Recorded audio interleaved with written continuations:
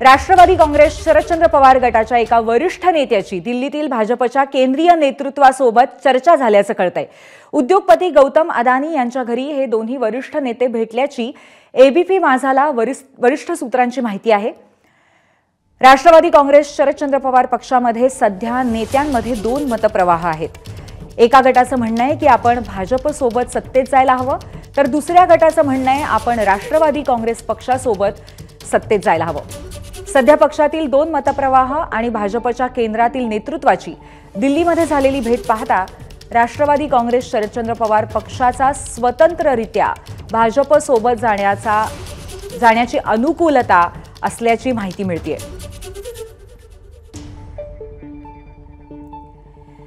नेमकी सध्या राष्ट्रवादी काँग्रेस शरद पवार गटामध्ये काय मतप्रवाह आहेत, काय परिस्थिती आपण पाहूया। एका मताचे लोक असे आहेत की ज्यांना भाजपसह सत्तेत जावं असा वाटतंय, असा एका गटाचा आग्रह आहे।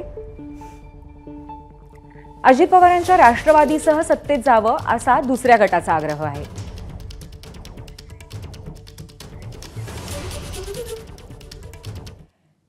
तर शरद पवार वेगळा विचार करणार नाहीत अशी प्रतिक्रिया ठाकरे गटाचे खासदार संजय राऊतांनी दिली आहे। संजय राऊतांनी प्रतिक्रिया दिलेली आहे या संपूर्ण मुद्द्यावर। मला असं वाटत नाही की माननीय शरद पवार साहेब त्यांनी जो विचार पुरोगामी महाराष्ट्राचा,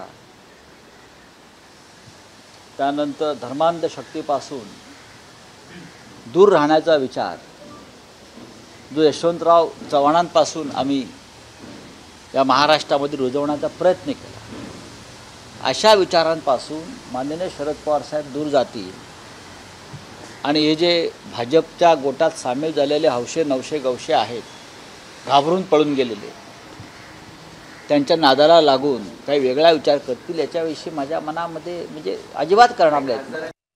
हे गौतम अडाणी म्हणजे का आचार्य विनोबा भावे आहेत का? हे गौतम अडाणी म्हणजे दादा धर्माधिकारी आहेत का?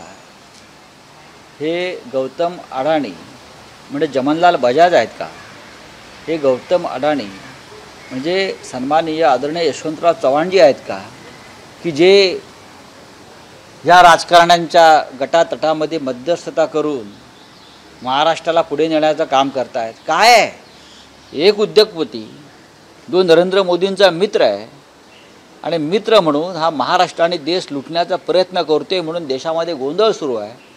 तो या महाराष्ट्रामध्ये राजकारण करणार, महाराष्ट्राचे भवितव्य ठरवणार आणि जे मुंड्या खाली घालून त्यांच्या घरी बसतायत त्यांना लाज वाटली पाहिजे मराठी म्हणून स्वतःला म्हणवून घ्यायला। एबीपी माझा, उघडा डोळे बघा नीट।